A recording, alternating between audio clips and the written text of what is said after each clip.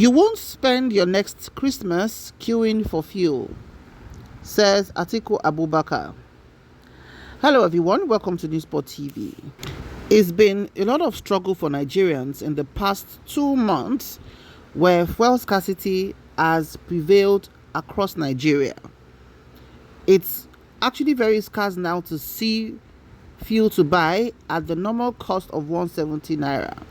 Most filling stations sell way above that, and sometimes in very dear situations you are forced to buy black market.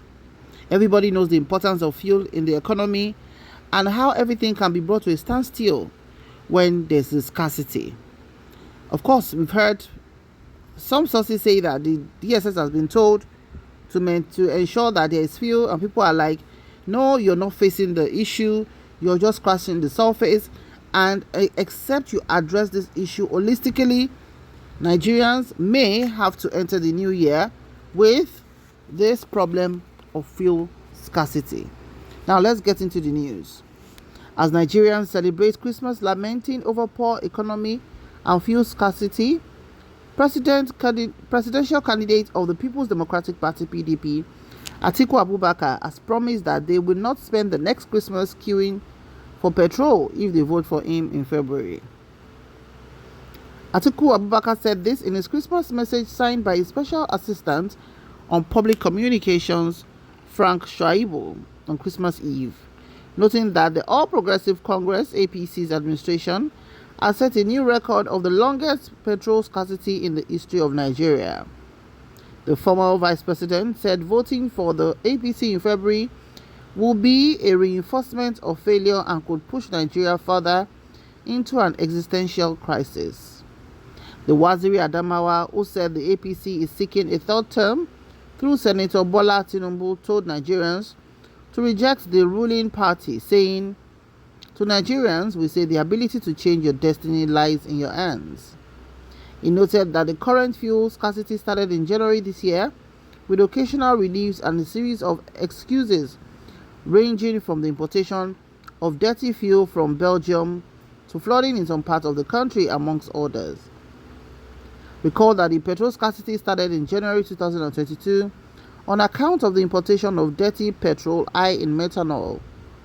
The Group Managing Director of Nigerian National Petroleum Corporation Limited, NNPCL, Mele Yari, explained at the time that the petrol was bought from Belgium. The House of Representatives, led by Femi Wajabiamila, opened a probe into the matter, but nothing has been heard about the investigation till date. This is not surprising since it is an APC affair. Based on estimates from the Nigerian Midstream and Downstream Petroleum Regulatory Authority, the media reported that NNPC may have spent about 201 billion naira worth of clean petrol to clean 170.25 million liters of dirty petrol. Still, no one was sacked for bringing the country to its knees. With the fuel scarcity now continuing till December, the government has run out of excuses, even as most Nigerians are now at the mercy of black markets and marketers who sell petrol as high as 500 naira per litre. The NNPC, which is the sole importer of petroleum, has failed to live up to its duties, clear evidence that its privatization is merely cosmetic. But the biggest culprit in this mess is President Muhammadu Buhari, who is the Minister of Petroleum.